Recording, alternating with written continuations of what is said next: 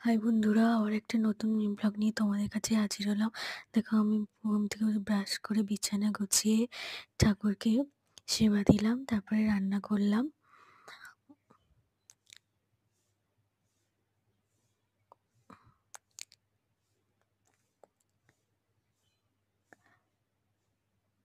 দুপুরে খাওয়া দাওয়া করলাম, খাওয়া দাওয়া করে ঘুমিয়েছিলাম। বিকালে উঠে আমাদের ছাদে বাগান আছে, বাগানে ঘোরাঘুরি করছিলাম।